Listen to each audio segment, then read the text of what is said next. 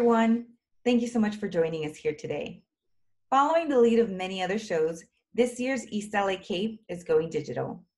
The East Los Angeles Comic Book Art and Pop Culture Expo, or CAPE for short, was founded in 2016 by a group of pop culture and comic book fans who grew up in East LA. Headed by Peter J. Malini, who owns Nostalgic Books and Comics in San Gabriel, California, the show is dedicated to creating community and bringing together artists and vendors from our surrounding neighborhoods so that we can all enjoy the art that our community has to offer, and to connect you to independent artists so that you can support their work. This is our 6th episode of our Virtual Artist Alley, where we will be highlighting our community of artists and vendors.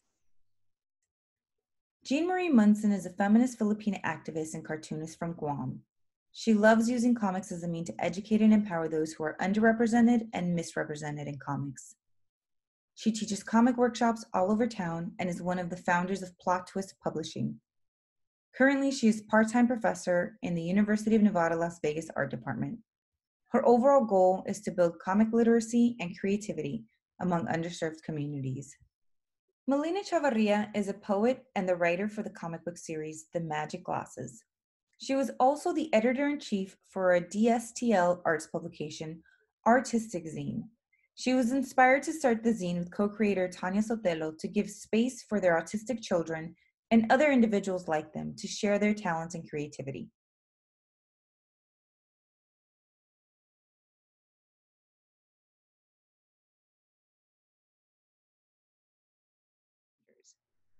Joining us here today, we have Jean Munson and Melina Chavarria. Thank you guys so much for joining us. Thank you for having us. Okay, so let's start off. Let me ask Jean. How did you get into art? How did I get into art? We can blame newspapers when they had a comic section, and we can blame Cartoon Network, Nickelodeon, the hidden Japanese anime that was in between channels and whatnot. So we can definitely blame the growing pop culture of comics in the 90s on my end. Cool. And so Melina, what got you started in writing, especially like fiction? Specifically comics. I don't know. I've always wanted to be a writer. I think since I was in college, I started like just writing poetry mostly. Was always really a fan of like different Chicano writers like Sandra Cisneros, Victor Villaseñor, and I always hoped that one day I could be as good a writer as them, but I never really took the time to pursue it. And as I had children and I just started to find books to read to them, and you know, we were getting into comics as well, I just noticed like a lack of representation of Latinas in comics, women of color in comics, positive representations of women, period. And I originally wanted to do a children's story when I met Jean, and I wrote it. I mean, we didn't take it anymore because it wasn't quite ready. It wasn't quite what I wanted. But then I had this other story idea of the magic glasses. So when I presented it to Jean, she said, that might really work as a comic. So here we are into our 3rd issue. So yeah. That's cool. That was 4 years ago, right? 4 years. Yeah, time flies. So for the audience, like, give us the pitch for the magic glasses. Like, what's the book about? I would say it's about a young Latina who's just on a journey trying to figure out her own personal magic, her own personal power, and how she's going to contribute, to her community and make it in the world, And I'm really excited about this next issue because I think it gives you a little bit more insight as to that. And we're trying to make it be very like timely in terms of like what's going on in our world right now with the coronavirus, the Black Lives Matter movement, as well as all of the immigration reform and the DACA movement. That's kind of one of the main topics in our comic is the immigration reform. And I think as a young person who's just like getting out of high school, going into college, and I mean for us that are like full grown adults in our midlives, you know, it's overwhelming, you know? So just like imagine your youth and, you know, you're just getting out of high school and trying to figure out what am I going to do with my life? And your parents are pushing you to pursue college. And, you know, there's so much uncertainty right now that it's hard, you know? Right. We just want people to know that, like, we know it's hard and there is so much adversity, but like, we don't have to have it all figured out, you know? We all play a role and we all play a part.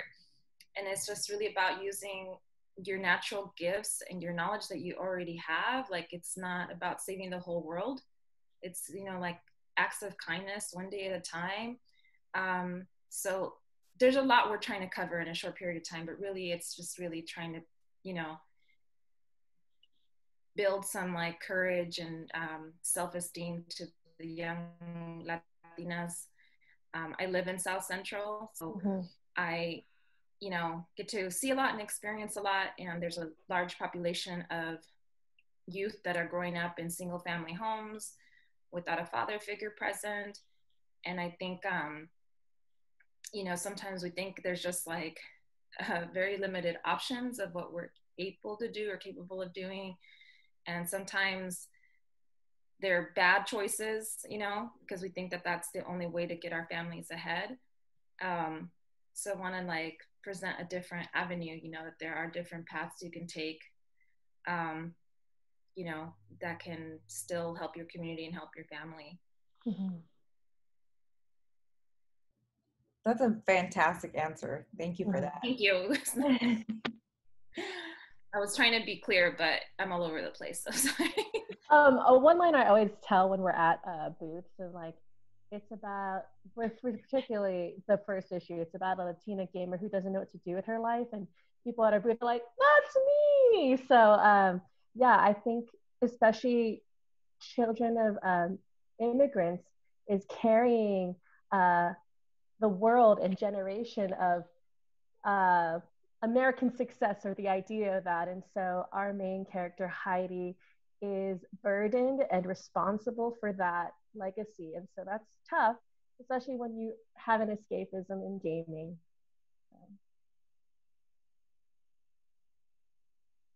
Yeah, it's really cool. And so Jean, I know you have a comic studio, right? Yeah. So something that me and Melina have super in common, even if we're living in two different states, is elevating our communities, especially since she is a native Nevadan and I'm a Nevadan implant from Guam. I started Plot Twist Publishing to kind of address the absence of comics resources in our city in terms of making and learning how to do the craft. There was another comic studio, but it was very inaccessible to creators here. And so as a woman of color on the back burner of creating and being seen, which me and Melina share in the struggle together, sometimes it's funny, sometimes it's tragic. And Plot Twist Publishing was born, you know. We both have worked in kind of like, me and Melina have worked in like minimum wage job industries, right? I'm in food, she's in retail. And it's interesting to see that those particular components of learning the business of any business have made Magic Glasses thrive. And I'm able to use Plot Twist Publishing, the studio, and the company as a resource to print for our, you know, story. So that's the background on that. Real cool. So what kind of other titles do you guys do as in the studio? Right. So every year we put out 2 publications. We were going to put out 2 publications this year before pandemic. But I was sitting with my own grief and state of shock in terms of creating, like, how can I keep going on if I'm not right within myself?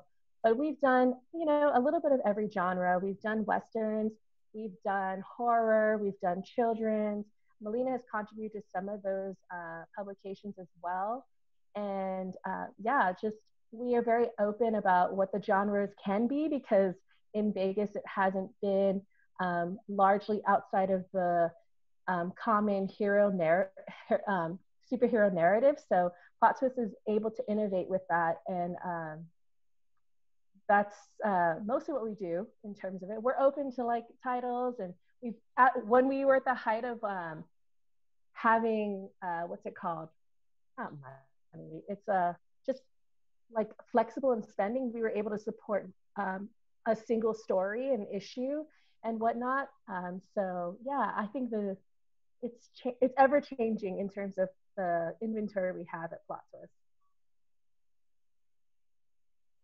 That's real cool. So Melina, how did you and Jean get together? I love this story. Oh, our falling in love story. We met through my sister, actually, because I had to mention to my sister that I wanted to, write a children's book, and I was like waiting to meet a children's illustrator, and she's like, oh my God, I think I know somebody. I think she does comic books. We work out together, and come to think of it, you guys are a lot alike. Yeah. You share a lot of like similar interests. And I was like, wow, okay, well, let me meet her. And so we just like started to like talk online. And then when I would go into Vegas to meet up with my family, I'd invite Jean to come along. Right. So it was like immediate. Yeah. But it never discount where you can meet people. Coffee shop, gym. There's people who, you can meet offline that have great connections. So I am thankful that I was in my gym beast mode that year. Yeah. It was magic.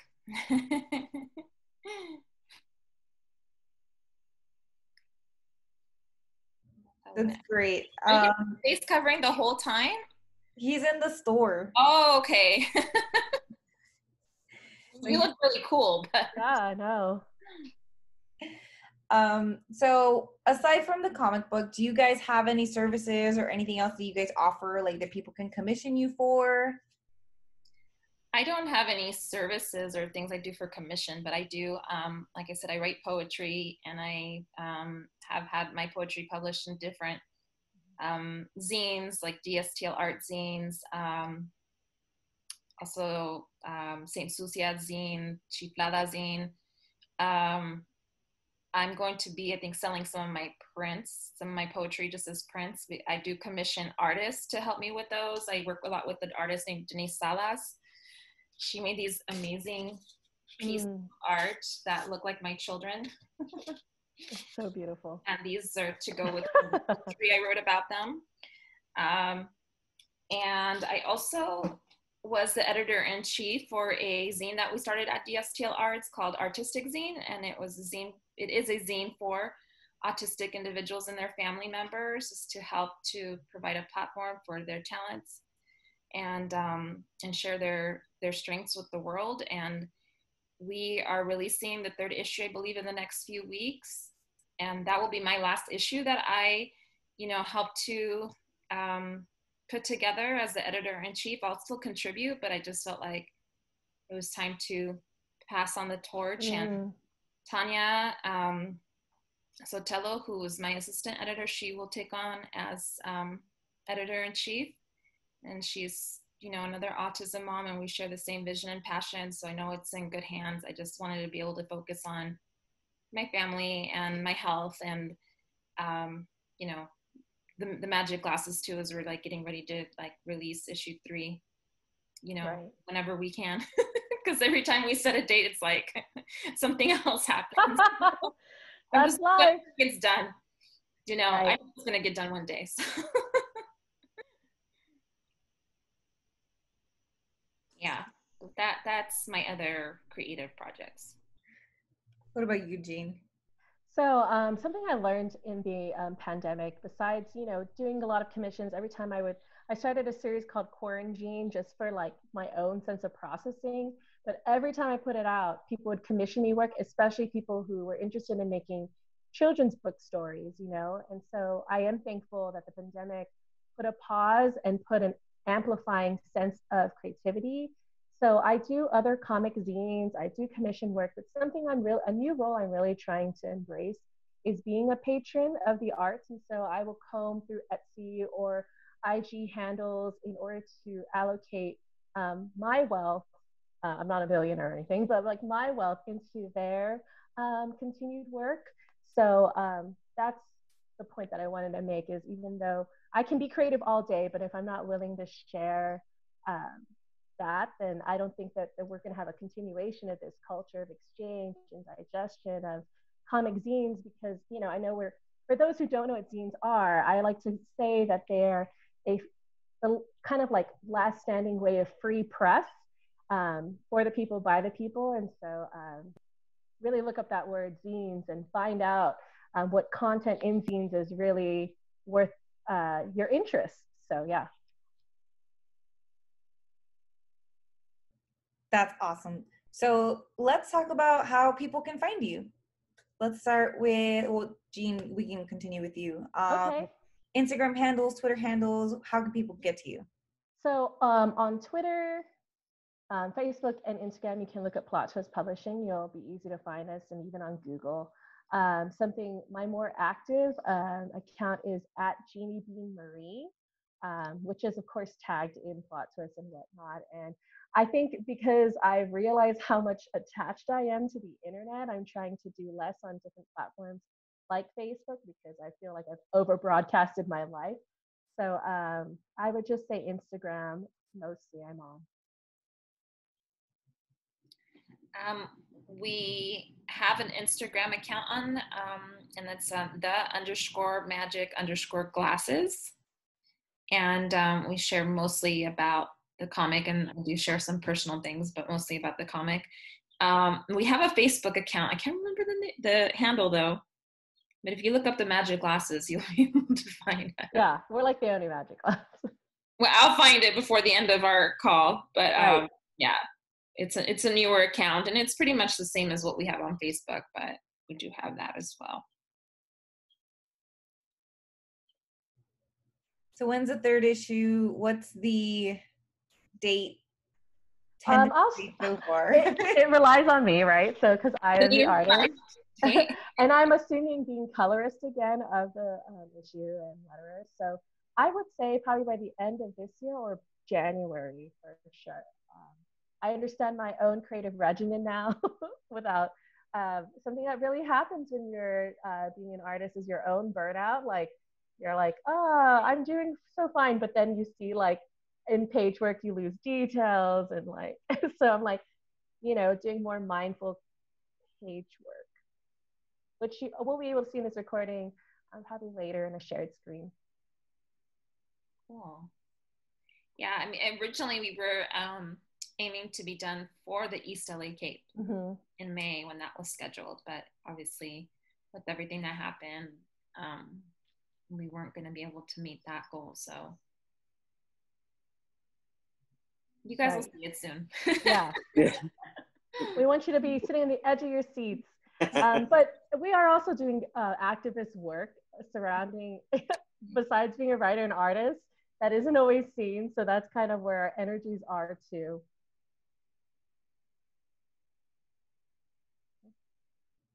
I think we lost Melina. I'm sure she'll come back on. Do you want to share your screen and see what you can show people what you were working on? Sure. Okay, folks. So right now I'm showing you what the hopefully it'll load. This is the third issue, and it is centered on Bertha, who is issue 1 and 2's kind of like villain. So it's a backstory on her. And what's really interesting is like, you know, it's mostly about ravers, but like if you really take a close look, there's something more layered about her being a raver. So she's actually also an academic. So we're trying to show that how somebody also appears, you may not know as much as you think you do. I think, and I'll leave this screen up in case Melina wants to add before I show some page work into any thoughts about that. So right now I can see your... Oh no, Home Depot. Oops. Earlier conversations. So again, back to this cover, I was telling them as a raver, so this is centered on Bertha, and as a raver, we're putting more layers into that possibly can be an academic while partying, if we could do both, party and play. And then we see our usual suspects from the last 2 issues here as well. Yeah, sorry guys, my computer had died, so I don't really know like what the conversation where we left off, but to what Jean was saying, yeah, we just wanted to show in this issue like how multifaceted we are as humans. You know, we don't, you know, we may judge somebody or stereotype somebody just because they are a raver or a gamer, or they dress a certain way, they dress provocatively.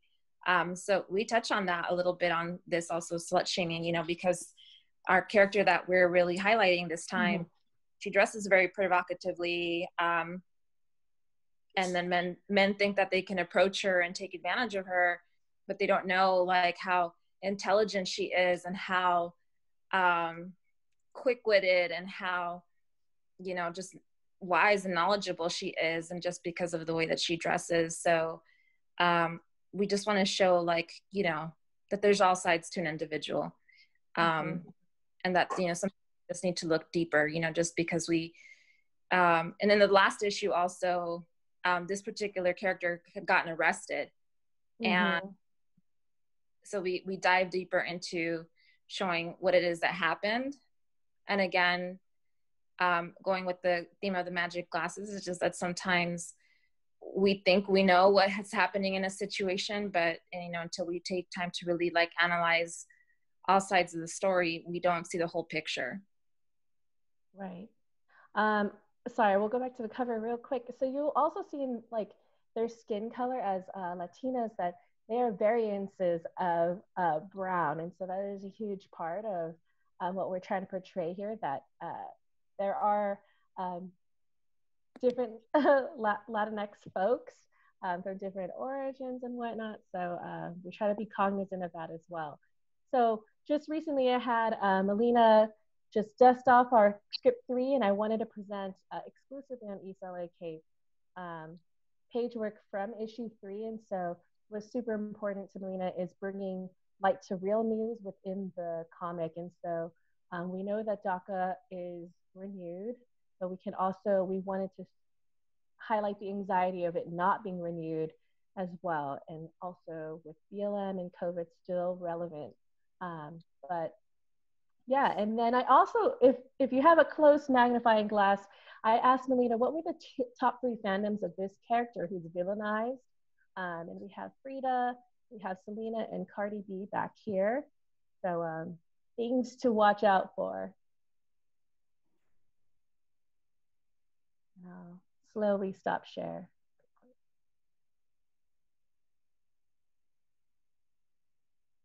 Oh, did the page not show? Sorry, y'all. I was like, did I miss it? Oh man, having everyone on the edge of their seats. Let me try this again.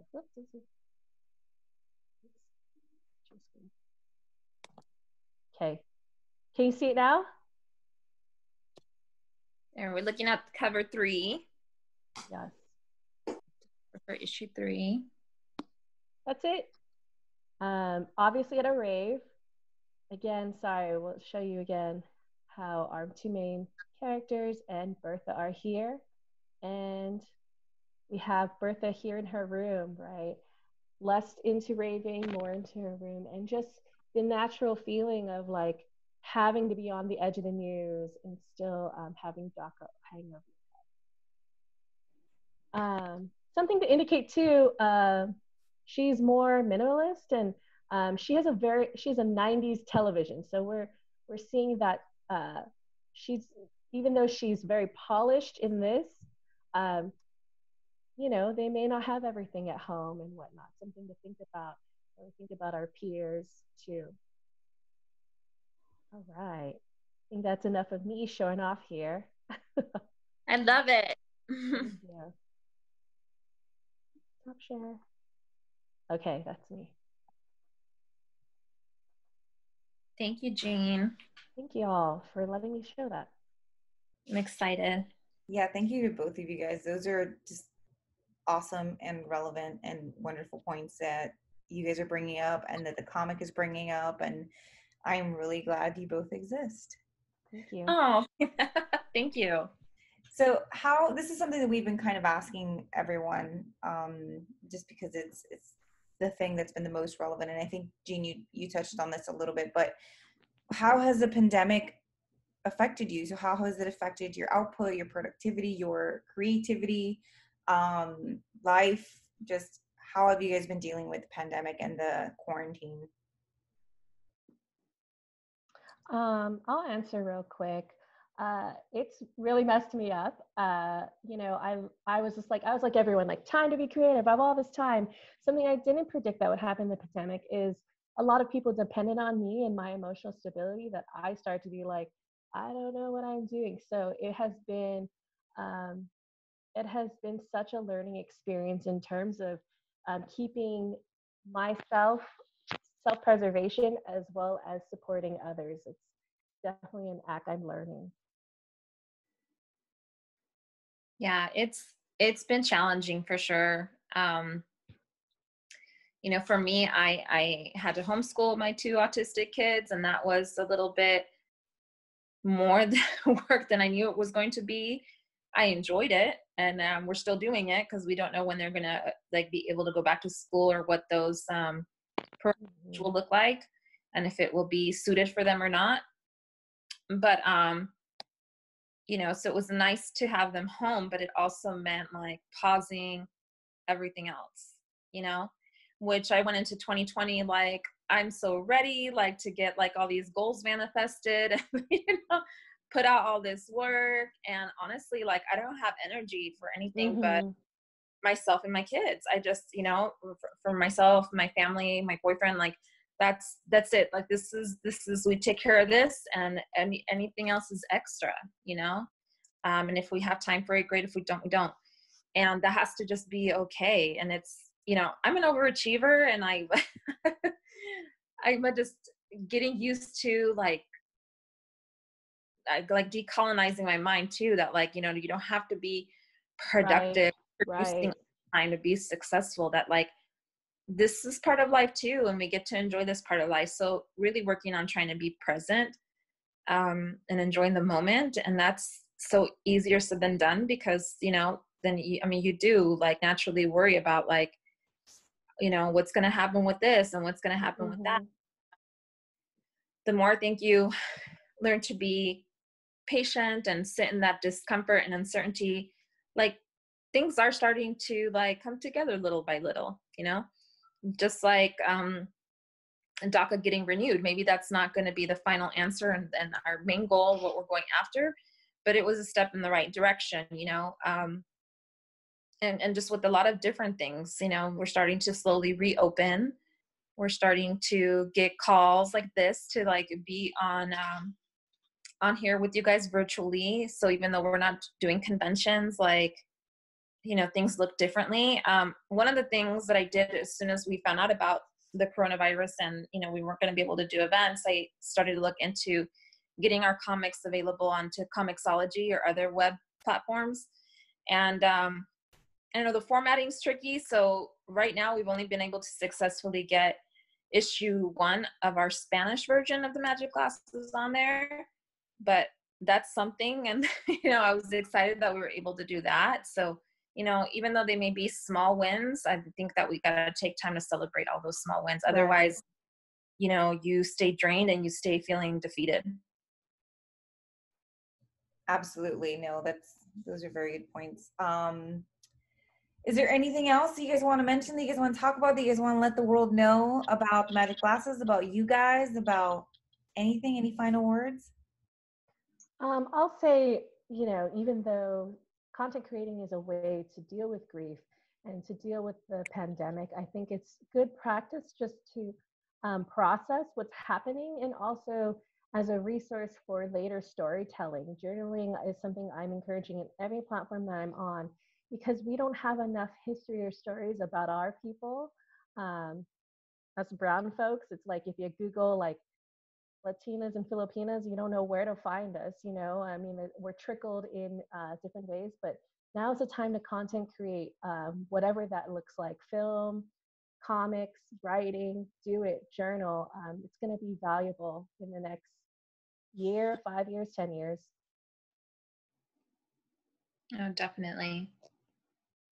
I agree with that. And I think, as we look at ways to for social justice reform and just making things better out there in the world, like we may not all always be in a place where we can be out there protesting or because I know I suffer from this guilt a lot. Is like, am I doing enough?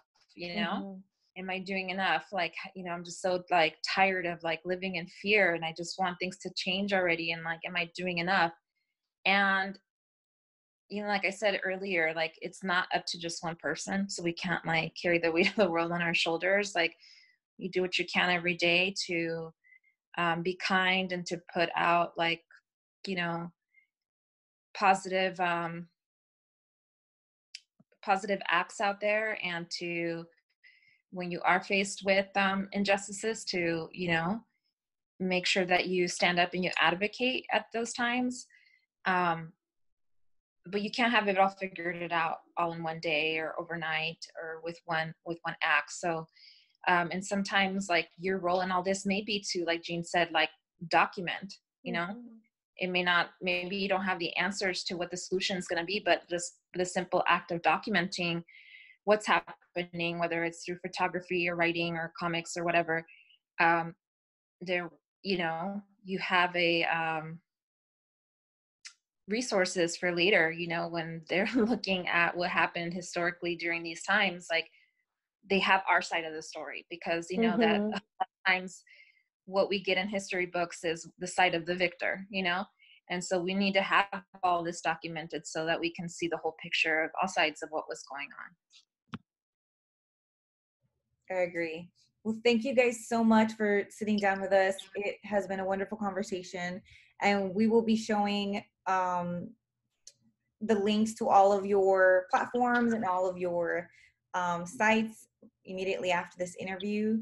And yeah, thank you guys again for joining us, and thank you for taking the time, and we really appreciate it. Thank you for having me. I'll get that other information to you shortly. No worries. All right, thank you guys. Bye. Bye.